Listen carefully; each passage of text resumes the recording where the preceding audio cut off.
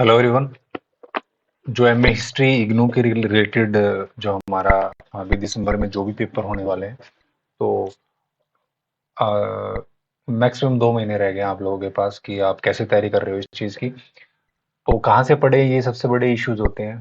तो I would recommend कि अगर आपके पास आप वर्किंग प्रोफेशनल हो तो आप नीरज की बुक्स का ले सकते हो उनका, अगर आपके पास टाइम है और आप ढंग से थोड़ा सा करना चाह रहे हो। तो जो ये हमारी जो इग्नू की बुक्स हैं ओरिजिनल, तो आप उनको कर सकते हो।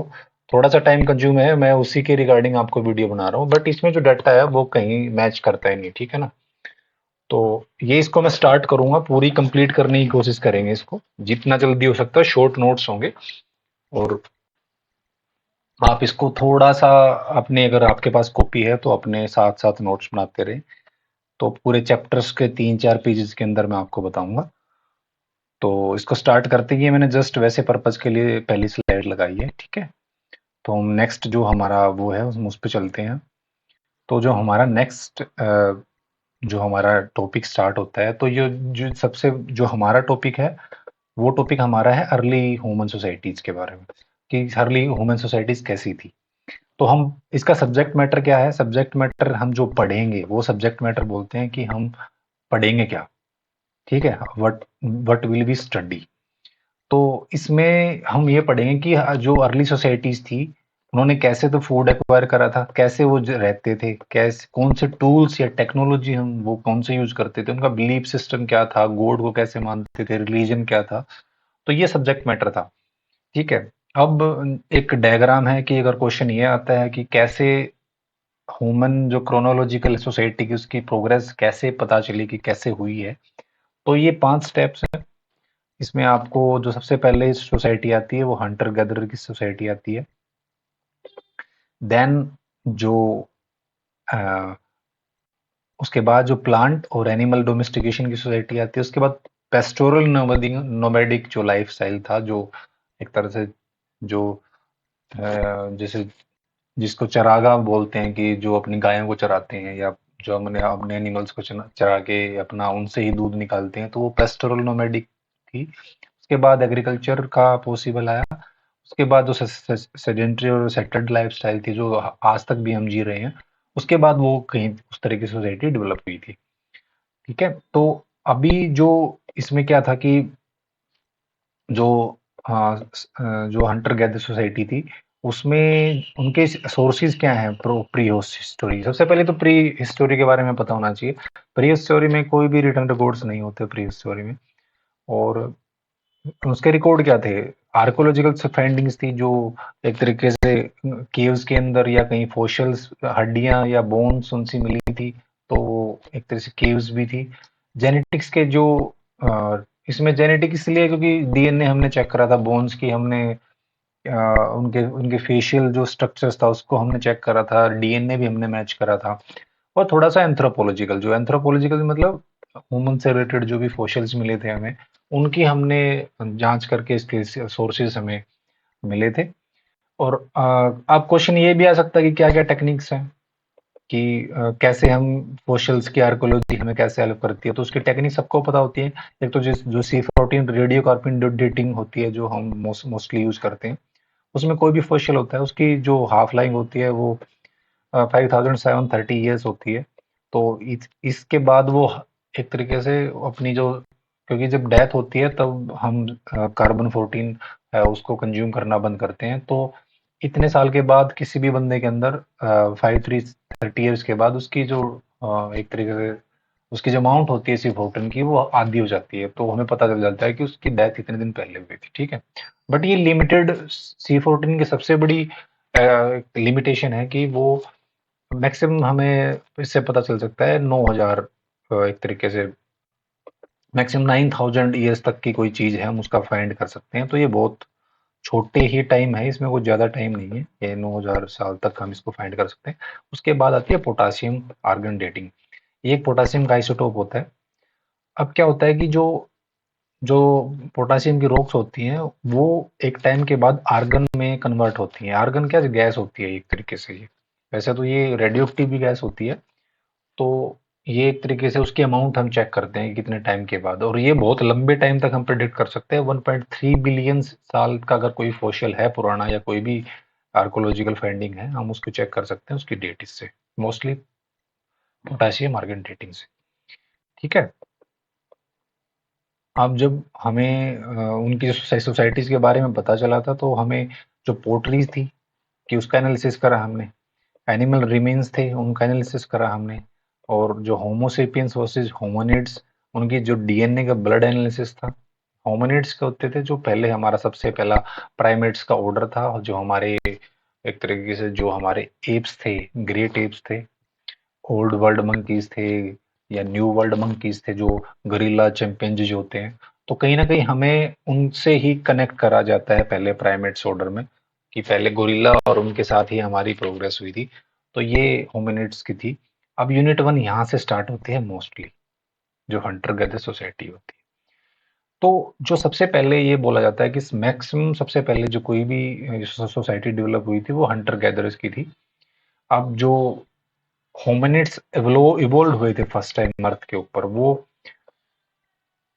55 मिलियन ईयर एगो कोई भी होमिनिड्स की अर्थ के ऊपर एवोल्यूशन हुई थी। और इसका सबसे बड़ा जो एक तरीके से टर्निंग पॉइंट था, जो चार्ल्स डार्विन की बुक थी द ओरिजिन ऑफ स्पीसीज, उस 18 सेंचुरी में, जो 59 में चार्ल्स डार्विन ने जो बुक लिखी थी, वो चार्ल्स जो स्पीसीज की बुक थी, वो एक तरीके से टर्निंग पॉइंट थी पूरी एंथ्रोपोलॉजी या पूरी ह्यूमन हिस्ट्री के लिए, क्योंकि उससे पहले जो प्रोडिक्शंस था एवोल्यूशन का, वो ढंग से नहीं लगाया गया था। ठीक है। अब टू फेज ऑफ एवोल्यूशन थे। एक तो बायोलॉजिकल एवोल्यूशन होती है, एक सोशल कल्चर एवोल्यूशन होती है किसी भी चीज की। एक तो बायोलॉजिकल, उसके अंदर जो उसके जो चलने में, उसकी जो मस्कुलर स्ट्रक्चर में, बॉडी के अंदर जो भी उसके अंदर चेंज होते हैं, और जो सोशल कल्चर, उसके जो लैंग्वेज बदलती है, रहने सहने के तरीके बदलते हैं, तो वो सोशल कल्चरल में आ जाती है। तो ये एवोल्यूशन का फेज था। हम थोड़ा सा आगे पढ़ेंगे तो ये सारी चीजें हमें कनेक्ट होंगी। मैं आपको एक थोरोली ब्रीफ भी कर दूंगा इसमें। अब जो नेक्स्ट है, अब सबसे पहले क्वेश्चन आ सकता है evolution of modern humans. Modern humans कब एवोल्यूशन हुए थे? हमारा जो 60 मिलियन जो प्राइमेट्स थे, हमारा ऑर्डर जो प्राइमेट्स है, हम जैसे चिंपांजीज हैं, मंकीज हैं, उनके प्राइमेट्स, उनका ऑर्डर भी प्राइमेट्स ही है। तो सबसे पहले जो पोंजिडाई, एक एक तरह से एक ये था हमारे पास, न्यू ऑर्डर था, सब ऑर्डर था पोंजिडाई, और हम सेपरेट हुए थे एज इन होमिनाइडी। ये 60 मिलियन ईयर एगो थे। ये हम 60 मिलियन ईयर के ड्यूरेशन के बीच में हम होमिनाइडिस, यानी कि यहाँ पे अगर चिंपैंजी गोरिल्लास थे, तो कुछ टाइम के बाद यहाँ से होमिनाइड्स के अंदर चेंज हुआ था, जिसमें हम होमोसेपियंस की तरफ और ऑस्ट्रोलोपेथिकस की तरफ चले गए थे। ठीक है। तो 3.5 मिलियन एगो से लेकर 1.5 मिलियन एगो तक ऑस्ट्रोलोपिथिकस से पहले एम्ब्रियो थे। अब आपको लगता है ऑस्ट्रोलोपिथिकस क्या थे? ये हमारे प्राइमेट्स जो होमिनिड थे, हमारे होमोसेपियंस के हमारे एंसेस्टर्स बोले जाते हैं, कि कहीं ना कहीं पहले कभी हमसे रिलेट करा करते थे ये लोग। हम जैसे थे नहीं, पर कुछ स्ट्रक्चर्स थे। उसके बाद ऑस्ट्रोलोपिथिकस से होमो इरेक्टस आए थे, होमो हबिलिस आए थे। उसके बाद फिर होमोसेपियंस और निएंडरथल्स के बाद होमोसेपियंस आए हैं। तो ये पूरी एक तरह से सीक्वेंस है कैसे हमारी इवोल्यूशन हुई है। ठीक है। अब ये 3-4 पॉइंट्स हैं, आप लिख सकते हैं इसको। जो होमो हबिलिस आए थे, ये सबसे पहले अफ्रीका में थे, और जो इन्होंने सबसे पहले टूल बनाए थे, सबसे पहले सब the first one to make tools were Homo habilis. उसके बाद होमो इरेक्टस आए थे। ये डिस्टिंक्ट थे। होमो इरेक्टस को बोला जाता है कि ये सबसे पहले अपने दोनों पैरों पर चलने वाले फर्स्ट होमिनिड्स थे, जो एक तरीके से बाइपेडल सबसे पहले हुए थे। उसके बाद हम अराउंड 3 लाख ईयर्स अगो हम अमर्ज हुए थे, जो हमारी स्पीशीज है होमो सेपियंस की। ठीक है। तो ये कुछ फैक्ट है कि होमो हबिलिस ने सबसे पहले टूल बनाए थे। उसके बाद उसके बाद होमो इरेक्टस सबसे पहले बाइपेडल हुए थे। तो ये आप इसको थोड़ा सा अपने नोट्स में रख लें, आपके लिए इजी हो जाएगा। उसके बाद यूरोप के अंदर जो निएंडरथल्स थे, सबसे पहले इमर्ज हुए थे। होमोसेपियन से पहले निएंडरथल्स इमर्ज हुए थे। उसके बाद जो हमारे 35,000 ईयर के अराउंड, एक बोला जाता है कि होमोसेपियंस ने निएंडरथल्स को पूरा कवर कर लिया था, कि निएंडरथल्स पूरे एक्सटिंक्ट हो गए थे। अब तक नहीं पता क्यों एक्सटिंक्ट हुए थे, पर कहीं ना कहीं एक्सटिंक्ट हो गए थे उनका जीन। तो ये मोस्टली अपर पेलियोलिथिक पीरियड की बात है, क्योंकि पेलियोलिथिक में एक तरीके से 3 पीरियड हैं, जैसे लोअर हो गया, मिडल हो गया और अपर हो गया। तो अपर पेलियोलिथिक पीरियड में होमो सेपियंस एमर्ज हुए थे, अगर ये क्वेश्चन भी लिखा जाता है तो। ठीक है। अब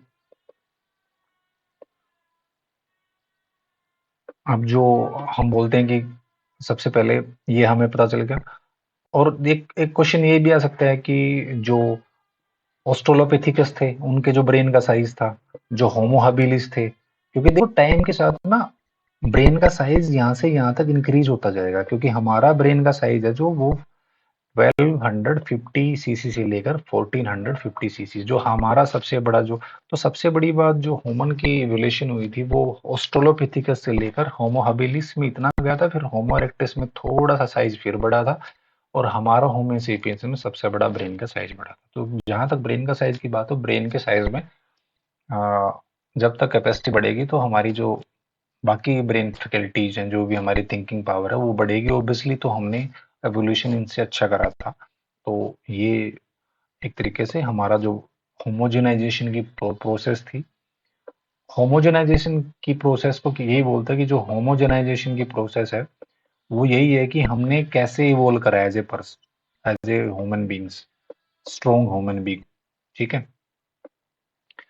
अब जो मेन क्वेश्चन है आता है हमारा study of hunting gathering societies. देखो स्टोन एज थी ना, जो स्टोन एज में जो पूरी हिस्ट्री है उसका 98% तक स्टोन एज में ही चला जाता है। हमें उससे ज्यादा जो 2% हिस्ट्रीज है, जो पिलियोलिथिक और नियोलिथिक पीरियड के अंदर स्टोन एज थी, मोस्टली ये हिस्ट्री इसी के अंदर 2%। अभी हमें जो बाकी हिस्ट्री है उसका हमें 2% ही पता है। ठीक है। तो जो पेलियोलिथिक पीरियड था वो मोस्टली एक तरीके से ये लगा लो पीलियो, इसकी अगर आप वो करते हो तो पीलियो लिथिक मतलब ओल्ड, एक तरीके से लिथिक माने स्टोन, तो ओल्ड स्टोन एज बोली जाती है इसको। और ये मोस्टली हंटर गैदर सोसाइटीज को ये रिप्रेजेंट करता था फेज, जिसमें आप लोअर फेजेस लगा लो, आप इसको मिडल फेजेस लगा लो, आप इसको अपर फेजेस लगा लो। ठीक है। अब टूल्स कैसे थे ये थोड़ा सा आपको, आप अगर समझोगे तो ये बहुत आसान है। तो जो हमारी 3 ब्रांचेस थी पीलियोलिथिक पीरियड की, लोअर पीलियोलिथिक,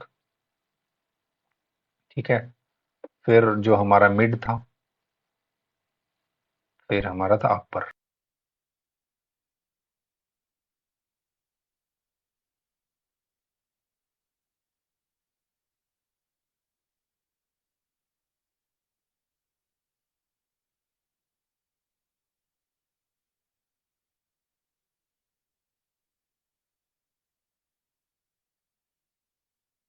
पिलोलिथिक पीरियड और मिड पिलोलिथिक पीरियड।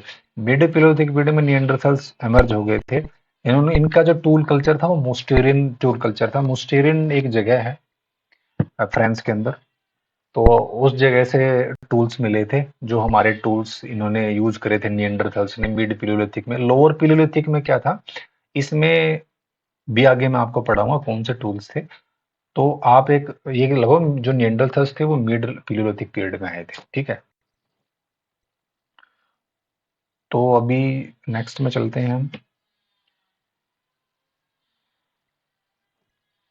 ये ज्यादा इतनी इंपॉर्टेंट नहीं है, यहाँ से स्टार्ट करते हैं डेवलपमेंट ऑफ टूल। देखो लोअर पिलोलिथिक पीरियड में दो दो एक तरीके से कल्चर आते हैं टूल मेकिंग, एक तो ओल्डोवियन और एक्विलियन टूल्स। अब जो हमें पता है होमो हबिलिस ने पहले टूल्स बनाए थे, सबसे they were the first one to make हो टूल्स। ओल्डोवियन जो टूल्स थे, ये एक तंजानिया में एक दर्रा है जिसको बोलते हैं, वहां पे टूल्स मिले थे। तो फर्स्ट टाइम पे जो लोअर पिलोलिथिक के टूल्स थे वो तंजानिया में टूल्स मिले थे। और ये बहुत ब्लंट टाइप के टूल्स थे, मतलब मान लो अगर पूरी ईंट को उठा लेना ऐसे कैसे, तो ऐसे ही इसको टूल बना लिया इन लोगों ने जो सबसे पहले थे। ये सिर्फ इसको मार के भी, कुछ चीज अगर इनको मारनी थी, कोई चीज अगर फ्रूट इनको तोड़ना था, तो ऐसे बिग बिग बिना शेप के टूल्स थे, डिगिंग के लिए काम करते थे। उसके बाद जो एक्विलियन टूल थे, ये फ्रांस के अंदर जगह है, वहां पे कुछ टूल्स मिले थे। ठीक है। होमो इरेक्टस ने पहले सबसे पहले यूज करा था इनको। अब होमो इरेक्टस ने सबसे पहले इनको चॉपिंग, कटिंग और पियर्सिंग के लिए टूल्स, जो हैंड एक्स और जो क्लेवर था। अब ये हैंड एक्स यहाँ पे देखो आप, हैंड एक्स में ऐसी शेप होती थी, मतलब ये एक तरह से हाथ से बना हुआ एक एक्स था, कुल्हाड़ी थी। इसको अगर आप मारोगे तो कटेगी कोई चीज। और जो क्लेवर थे ये थोड़े से तेज होते थे, ऐसे इनको क्लेवर ऐसे बना दिया। यहाँ से जो ये लाइन थी ये बहुत ही शार्प होती थी, कट कर सकती थी किसी चीज को। उसके बाद फ्लेक टूल्स भी आए थे। फ्लेक में क्या थी, अगर मान लो इतनी बड़ी ये है तो इससे कोई चीज छोटी सी पत्तियां निकलेंगी, उसको भी टूल बना के इन लोगों ने यूज करा था। ठीक है। मोस्टली क्वार्टाइज यूज होती थी, लाइमस्टोन भी यूज करा था इन्होंने। तो ये आपको क्लियर होगा, लोअर पिलेयोलिथिक में दो जो टूल कल्चर थे, जो ओल्डोवियन था और एक्विलियन था। ठीक है। उसके बाद जो मिडिल पिलेयोलिथिक आया है, मिड पिलेयोलिथिक में क्या था कि मोस्टेरियन कल्चर था। मोस्टेरियन नियंडरथल्स जो वैली है, मोस्टेरियन वैली है फ्रांस के अंदर, ये भी इसमें टूल्स थे, स्क्रैपर्स, ब्लेड्स थे और बरिन थी। ठीक है। और मोस्टली बोन्स भी यूज करने लग गए थे, वुड भी यूज करी थी इन लोगों ने। तो ये स्क्रैपर यानी कि इतनी शार्प होती थी, ये स्क्रैप कर सकती थी ऐसे बहुत शार्प। ठीक है। तो ऐसे से याद रखना, स्क्रैपर, ब्लेड्स और बुरिन्स। ठीक है। एंड उसके बाद अपर पिलोलिथिक था। अपर पिलोलिथिक में क्या था कि हमें पता था पिलोलिथिक में mostly Neanderthals and Homo sapiens आ गए थे। अब यहाँ पे फिशिंग भी स्टार्ट हो गई थी, कंपोजिट टूल्स स्टार्ट हो गए थे, माइक्रोलिथ्स जो छोटे छोटे टूल्स थे, इतने छोटे छोटे भी थे। ब्लेड्स, बुरीन्स, प्लास्टिक हार्पून भी बनाने स्टार्ट कर दिए थे। जैसे ये कोई एक तरह से हड्डी है, इसके ऊपर इन्होंने ये माइक्रोलिथ यूज करके हार्पून बना दिया। तो जो बड़ी बड़ी जो इम्पोर्टेंट जो स्टोन थे, ऑब्सिडियन था, गेट था, ये बहुत प्रीसियस स्टोन मानी जाती हैं। तो इनका भी इन्होंने यूज स्टार्ट कर दिया था उस टाइम पे, क्योंकि हम होमोसेपियंस एमर्ज हो गए थे उस टाइम तक। ठीक है। तो लोअर पिलेयोलिथिक, मिडिल पिलेयोलिथिक और अपर पिलेयोलिथिक में आपको जो टूल कल्चर है, और लोअर में तो ओल्डिवियन एंड एक्विलियन टूल्स, मिडिल में मोस्टेरियन और अपर पिलेयोलिथिक्स में माइक्रोलिथ्स मोस्टली यूज होते थे। ठीक है। और डिफरेंट कल्चर्स हैं, बट ये कुछ आइडियाज हैं इसके अंदर। ठीक है।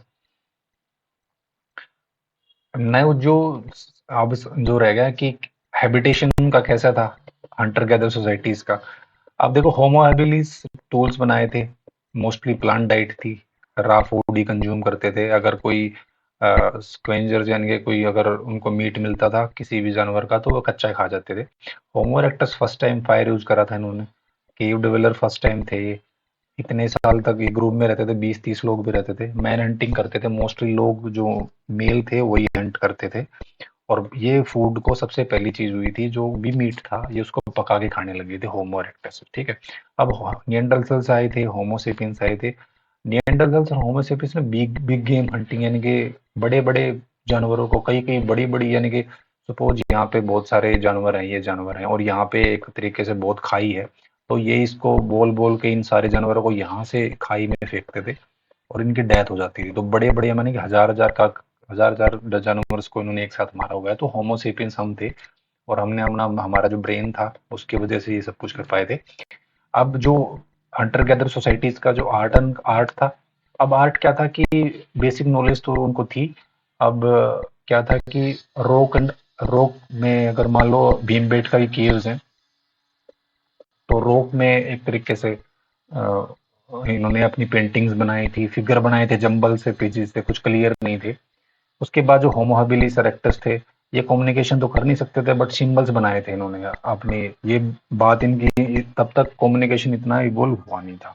तो हंटर गैदर सोसाइटीज के बारे में ये आपको बेसिक टूल्स लिख सकते हो। आप क्वेश्चन आए तो उनका हैबिटेशन का स्टाइल लिख सकते हो, आर्ट एंड कम्युनिकेशन का स्टाइल। इनके पास लैंग्वेज नहीं थी अब तक। ठीक है। हंटर गैदर सोसाइटीज के अंदर तो ये एक कंसाइज सा नोट्स है। आप इसको, अगर आपको इसके नोट्स चाहिए तो मैं इसके नोट्स भी प्रोवाइड कर दूंगा आपको अपने टेलीग्राम चैनल पे। Please like and subscribe. और मैं इसको कंप्लीट कराने की कोशिश करूंगा दिसंबर तक, एमए हिस्ट्री के टोटल नोट्स को। ठीक है। और कुछ भी क्वेरीज हैं तो प्लीज शेयर विद, कमेंट्स डालिए आप, मैं आई विल रिप्लाई। और please like and subscribe. Thank you.